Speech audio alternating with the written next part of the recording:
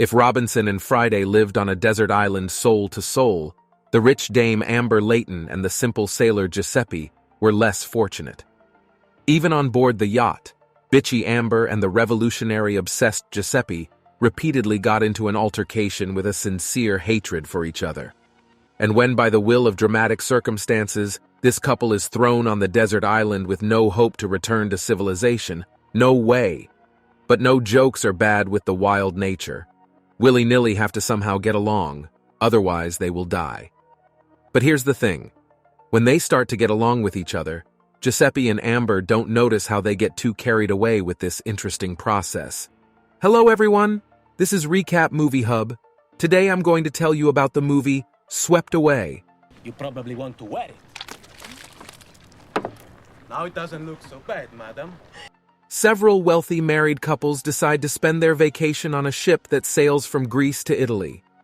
Upon arriving on the ship, the New York women notice that the ship they will be traveling on seems too modest and simple.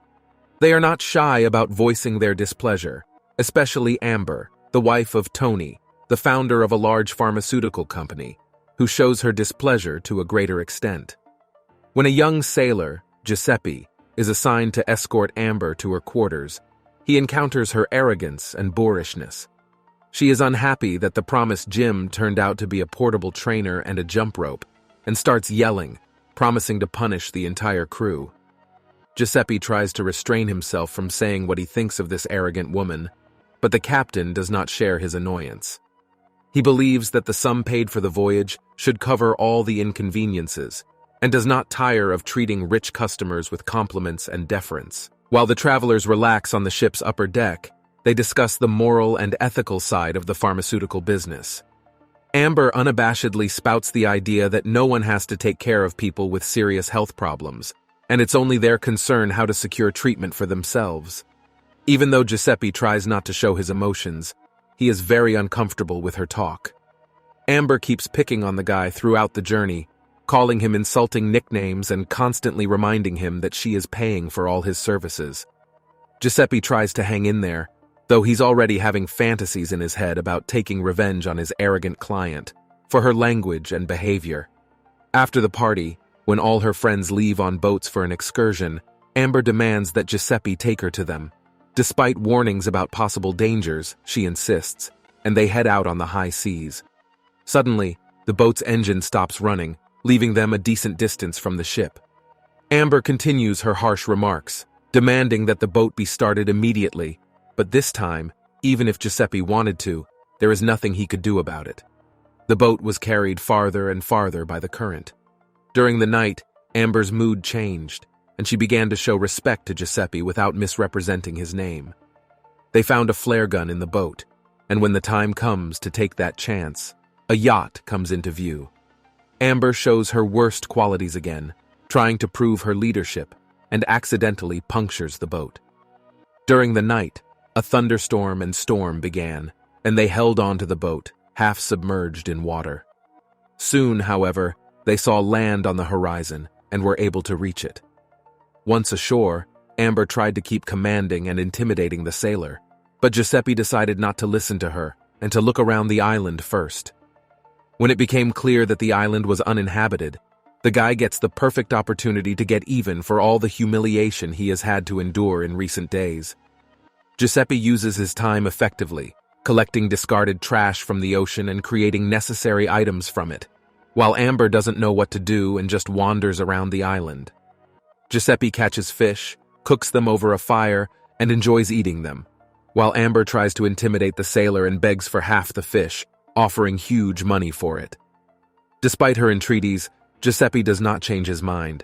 After charging the woman for her rude words, he offers her to earn her share of the fish another way, to become his servant. Though she is outraged, she is left with no choice, and she agrees to the terms. Giuseppe takes the time to treat her to the spoils and continues to educate her, sometimes too cruelly.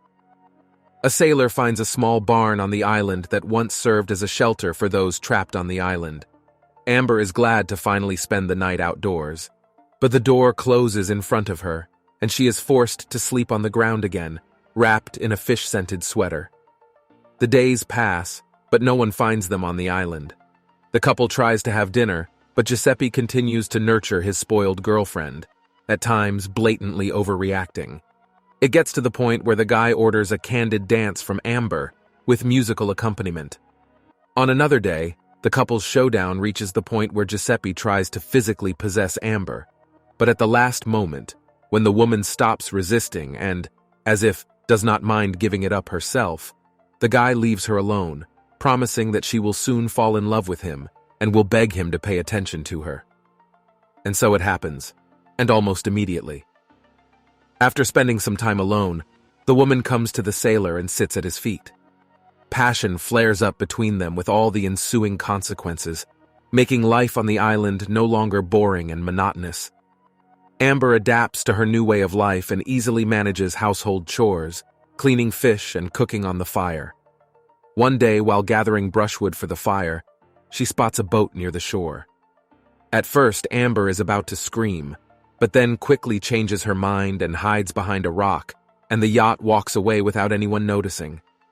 She doesn't tell Giuseppe what happened that night by the fire, but says she feels happy for the first time, though she realizes that if the guy had a choice, he probably would have paid more attention to a younger girl. The couple spends a few happier days on the island, until a boat appears in the bay again, which this time Giuseppe notices. The woman asks her friend to hide and not return to the big world, because she is afraid that their relationship will end there.